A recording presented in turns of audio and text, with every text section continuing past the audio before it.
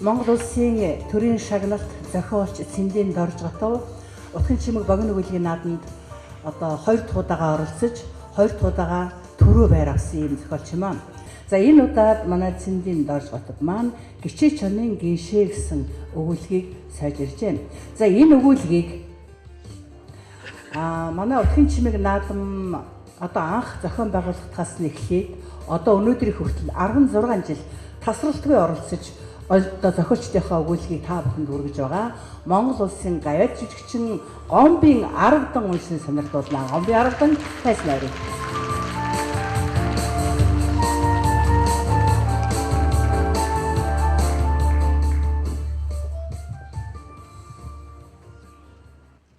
Борхон лойд гэгч алдар төлөгчөнг дүгнэн хайрхны өмжигэлцэн нутгийнхан малан шоглуулж өөрийн оролдохоос хулчих. Гэхдээ тэр чон буутай анчинд огт үзэгддэггүй хэрнээ боо шуугүй нэгэнтэй бол байнга шахуу тааралдах бөгөөд айж инэдэгчгүй зүг таадагчгүй гэж байна. Ядамаг явган нэгний сүргийн захаас нь боор харсаар байтан сайхан унгаж яваад зооглоно гэж. Гэхдээ тэгээ яхад. Оогүй явган хончин ятач үлээ. Дэмэл шилбүүрэн далайхад нөгөө гайхал чинь идэж байсан хоньныхон хаагуйг дастаж зуугаад эргэн хялалцаад бас их дурамжхан холддог гэж байна. Тэгтэл буу шийдэм агссан жинхэнэ дөмөг сайн анчид мөрөөр нь мөшгөөд уул хад дөрөгдлөн үргээхэд бараа нь үзэгдсэн түүх байхгүй. Тэгсэн нэг ийм явдал болд юм аа. Борхондлойд өлөгчин 10 нялх бэлтрэгэн бэлтрэг сойлаач данхирт сүмийн сойлуулад дэлэнгийн ширхтэл муухай улин гашуудлаа. Гонигт автсан гिचээ чонын дорой гиншилт хаваарийнхны зүрхийг зүсэн шүн дөлөөр янгинахад цаанаас нэг яоцгүй. Нойр сэрвэл зүүж нохот боргоно. Нутаг орно цаанаас нэг тиймэрхүү. Гээд лус савдаг хэлгнүүлж гомдоосон данхирыг дүгнэн хайрхан юу яадаг бол. Чонч гэсэн бас уйлдаг юм байна. Тэгээд үр зулцагаан сойлуулсан бол бүрж орж гашуудна. Тэгээд энэ гүнигт авсан уй гашуу гэдэг цаанаас нэг эвгүй те. Ерөөсөн энэ аимшигт өвдөлтөөр төгсдөг үхэлгээч юмнаас алтан амийг олж төрсөн болгон айж зүгтана. Энэ орчлон дээр чинь зарим нэг нь амьд зуухын төлөө өвсөөр хоолдог байхад. Зарим нэг нь адилхан амьд нэгнийхэн амийн боснуулж махаар нь хооллоо. Ингээд бодох юм бол мань донхор борхондлой төлөгчөө хоёр ижил тавилан төрс амт.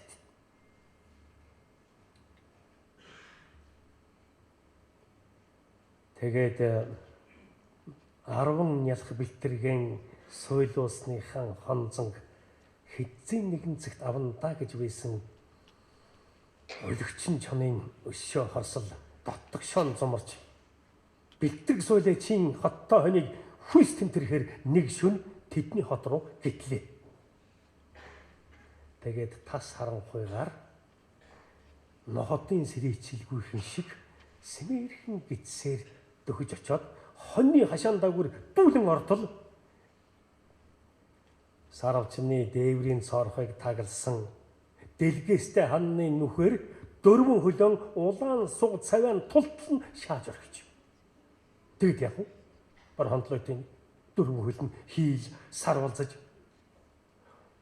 хоттой хонь үргэж нохот борголдож гэрээс буу ирсэн донхир санд мэд гарч ирээд түнэр харанхуй дүүж үзэгдэхгүй болохоор хий дэмий буу тавьж сүр бадрууллаа. Бор хондлойт ханы нүхнээс хөндийч салж чадахгүй.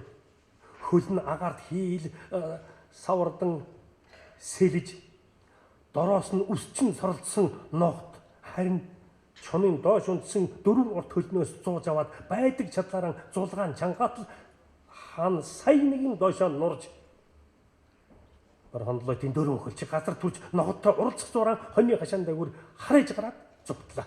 Донхирын анц ноход араас нь хөөсөн боловч гүйцсэнгүй. Тэгээд арайчуу амьмалтарсан өлөгчин хар хордоор зүгтайх зураа 10 битрэгнийхэн хонзонг донхир суулячаас хидзээ нэгэн цагт заавалчгүй авна да гэж андгаж явлаа. Ийм нэг явдал ноднон болж өнгөрсөн. Харин энэ жил хөгшин бор хондлойтын хээл нь өдөр ирэх тусам хүндэрч томороод бүр босч чадах юм байлаа. Дэрэгдэн дээлт гэж азарган чон алс бүглүү тайгаад айван тайван хөрөөлөхөөр холын замд өндөлцөн. Бор хондлойт дээлтийг хоргоож намайгаан төрөхөд хэдэн улаан сурвтай минь ор ганцаарнгэн бити орхиочтэй гэж арчаагүйтэн гуйгаад бас аяавын олох гэж дэрэгдэн очоод хушаамын долоож эрхлэн нялуур бол дээлт дургүйн хурж уурсан ярдаглаад бор хондлойтын чихийн цоо хазачлаа. Чихнийхэн шархыг хөндүрлэхэд бор хондлойт толгоогоо сэгсчин эмзэглээд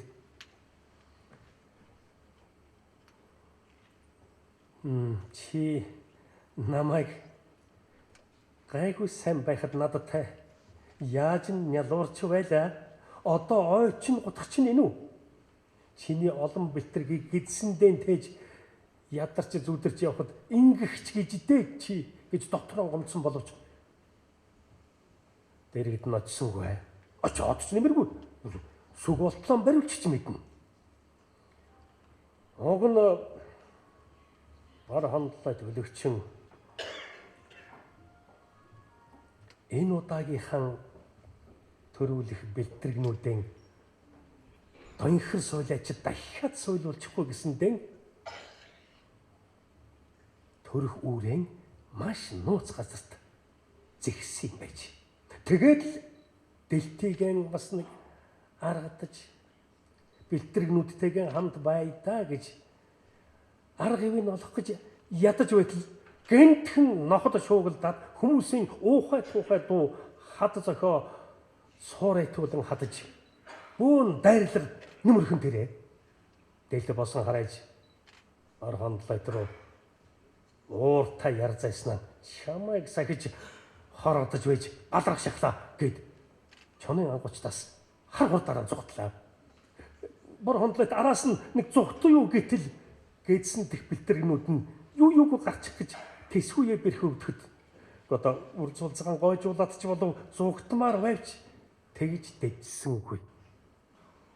Нойтон бэлтрэгнүүд газар өнхөрлөдөж орилж гаслаад анч нохотын шүдний зугаа болно гэдгийг энэ өлөгчин их амьтны зүн совингоор таамаглаж ойртон хэрж байгаа амчд үргэлгийнхнийг яаж шүү аргалж амьмалтрах вүлээ гэж агшин зур чонын ухаан гүйлгээд ерөөсөн хатан дунд нуугдаж үлдээд амчтыг дэрэг дүрэн өнгөрүүлээ гэж азаан шодж. Тэгээд харагдах өнгөрөн өөрөөс нь ёр ялгагдах юмгүй хатан дунд хэнгэрэг шиг гидсэн газарт наан чив чимээгүй хэдсэн нь ямар ч амтэн анзаарахдаггүй гайхалтай. Үнэндээ харахад бол бор хондлойтоос ёр ялгагдах юмгүй тэр хатан дундаас үргэлгийнх нь ёстой ялгаж харах сөгийн дутсан байлгүй дэрэг дүр нь морьтой 2-3 амчид үргэлгийнхэн явж өнгөрсөөр л байлаа. Бор хондлоод шоныхон тэнгэрт дотроо нь залбирч гидсэн дотроос нь юугүй гарч ирэхэд 10 ганалдаж байгаа үрстэн жаахан хүлээгээрээ тэгсэрээ гарах болоогүй шүү. Аюул өнгөрмөгц би та нарыг төр үлнэ. Та нарыг гаргах гэд төрөх аятайхан үр бэлдэж гисэн байгаа гэж амирхандаа тэднийг сатааруулах маягтай бодоод тэгээд огт хөдөлгөөнгүй нам хэдэж ярлаа. Тэгтэл тэндээс ноход шуугалдан юугүй аюул нөмрөөд ирлээ дээ. Ойлгогч за одоо ч ингэж өнгөрлөлтөө өнгөрч гэж бодсон ч эд нарын амч нохтын хорц шүдэнд тас татуулалгүй хэвлий доторон хадгалсан чигээрэн өөрөө багалзууран тас хазуулаад нэг мөсөн бөөнөрөн хамт там өнгөрөё гэж шийдлээ.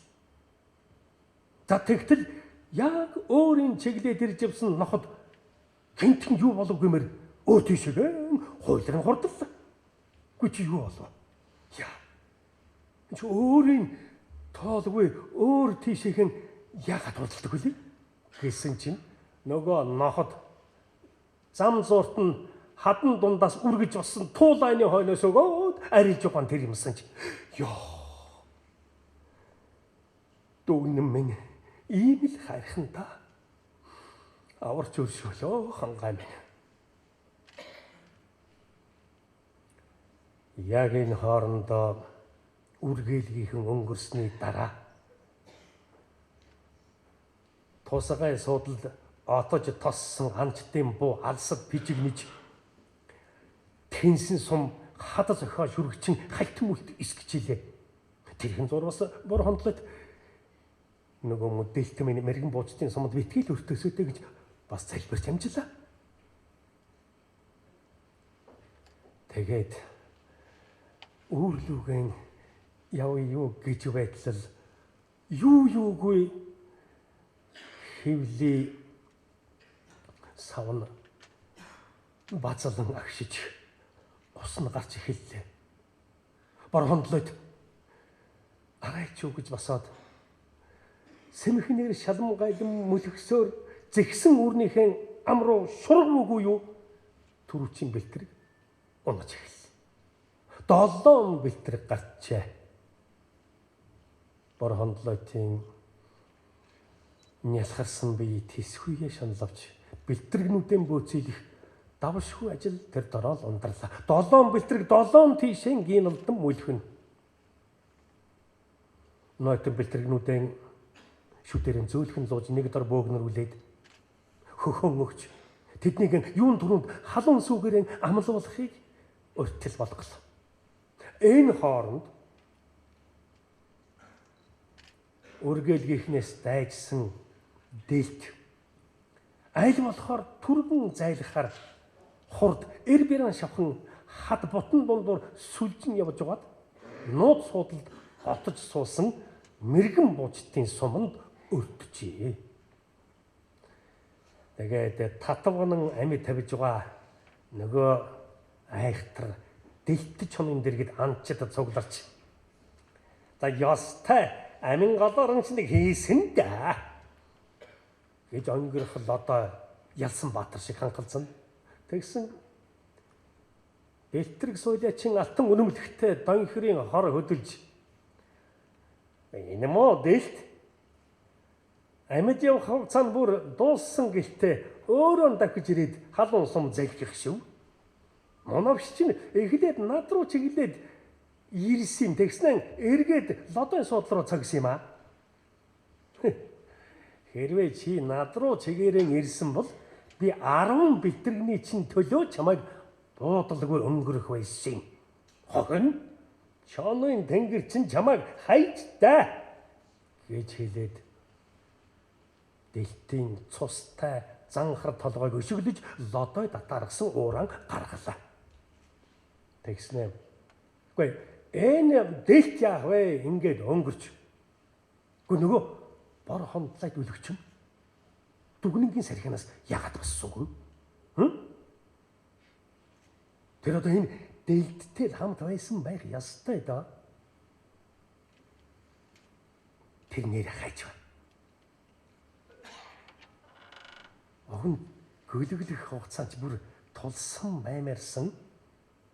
Айгуул гэдсэн даалгүй нуугдаад үргэлгийнхнийг өнгөрөөч. Тэгж мөн хөгшин гичий чинь хаданд яргаж ирж. За тэгэхээр энэ ганц дэлт яах вэ?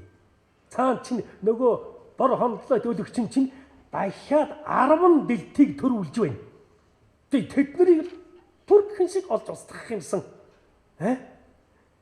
Эдд хамгийн аюултай дайснууд ч тэд гэж хэлснээр өлөгчин өөрөөс нь хариугаанч аавн шүү дээ гэж айснаа нуух гээд нөгөө амчдыг үгүй тэд нарыг олж устгах юм бол энэ дэлтийг алснаас хамаагүй илүү гавьяатай эрг болно гэж ухуулаад хөөш таминэ. Үгүй ерөөсөн хэдүүлэн энэ дүгнэнгийн сархиаг анц ногтоор дахиад нэг самнуулвал яасан бэ гэж ядгсан чинь нөгөөдүүл нь ягаад ч юм явсангүй. Хэрвээ явсан баймаж гинэ дөнгөж гөлгөлсөн бор хондлойд хэдэн мялх бэлтрэх тэгэн баригдах байл.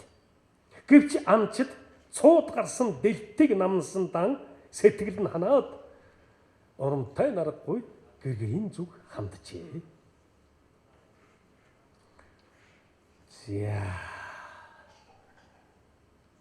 Бор хондлойд өлөгчин ч надаас хариугаанч заавалжгүй авна да. Харин хизээ байдаг бол гэсэн айдас донхрыг үргэлж шаналлах болж тэчвэтгээ хэл бор хондлойдод багалзуурдуулж байна гэж зүүдлээд цочин хашгирч сэрдэг болж.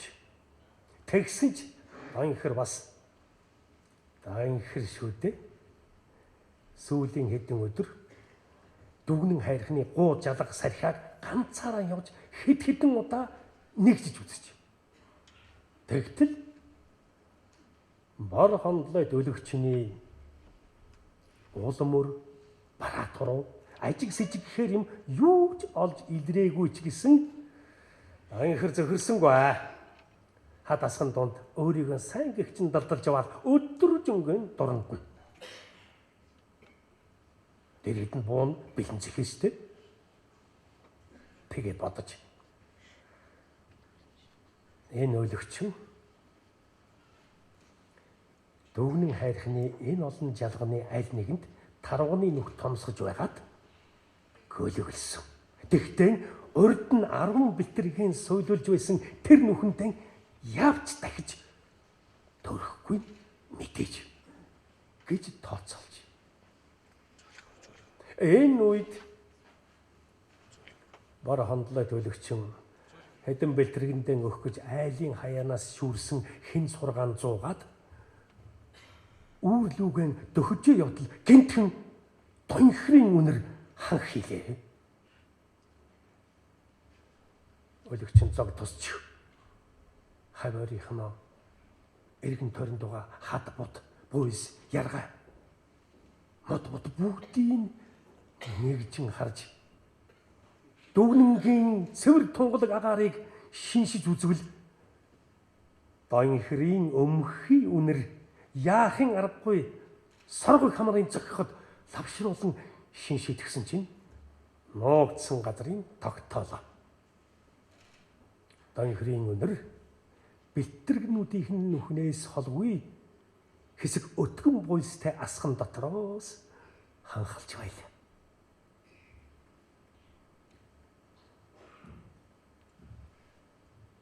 Тэгээд өлөгчин хүзүүгэн сунгаж эрүүгэн газар дэвсэн хэтээд одоо яах гэж ухаан сэлэхээр түр азналаа. Мэдэгдэлгүй гитжээ очиод донхрыг шууд ноцвол гүй. 5 6 авсардаг хурдан буутай гэдгийг мэднэ. Харин эндэн орой болтол нам хүлээвэл Донхир оцхтаар нэг буцна. Харин тэр хооронд өлссөн бэлтрэгнүүд нүхнийхэн ам руу ирж чимээ гаргах юм бол Донхир мэдих аюулт.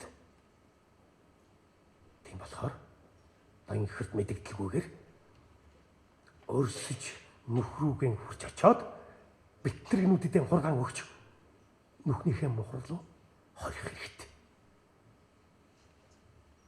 гэж шийдлээ. Гото чавас гай газар дороос гэдэгдээ. Тэгтэл энэ удаа гай газар дороос биш тэнгэр дээрээс унахан тэр. Юу гэвэл бор хондлоо тийг үргэлж дагаж мал амтны сэг зэмээс нь үл залгаж байдаг дүгнэнгийн хэдэн өөлөн тас ивэлт чоныхан бараанаар яг дээгүүр нь эргэлдэж эхэллээ дээ. Тэднийг хараад Донхир өлөгчний өөр ойрхон байгаа гэдгийг мэдлээ. Тулгарсан аюулыг шалвхан зайлуулах эцсийн мөч ойрдсныг зөнгөөрөө мэдэрсэн дор хондлойд хургаан зуусан чигээрэн хад чулуун дундуур зайсим хийгэр зэрэглээ шиг хөнгөн гулсаар нүхнийхээ аман дээр арайч өдөгтөл Донхир инээж гисэн бэлтрэгнүүдийн шуудайлж байлаа. Нялх балчир бэлтрэгнүүд ямар ч эсэргүүцэлгүйгээр зөөлхөн гинэлдаад савлуулж байлаа. Наднин 10 минь энэ жил бас энэ хэдийн гэсэн цус хийсэн бодол толгойд нь хард магц. Бархамтлаж шууд дүүлэн Донхирын багал зүр таслаа. Донхирч буундан хүрч амжаагүй ч гэсэн урт хутгаан суг татан өлөгчний зүрхэн тушаан лав дүрлээ. Донхирын хутга атгсан гарын шууг даган халуун хар хүрэн цус асгарлаа. Орхондлой өлөгчин Донхирын багал зургийг хорцос хоёогоор нэгэнд тас хадсан болохоор гүрээнийх нь халуун цус чонын цустай нийлэн нэлийтэл урслаа. Ижил тавиланд төрсөн энэ хоёр амьтны цус ингэж нийлэх нь бас гачлантай яа. Тэнгэрт элен хаligч тас шувууд газарт улай гарч хоолтой босноо мэдмэгц бас ойр зур хүн амьтны бараат руу харагдахгүй тулд хагшилсаар доошлоо. Долоон бэлтрэг мөнгөнөлцөр шуудааны амаар арай чимээ гарч нүхнийхээ мохрлыг зорилоо.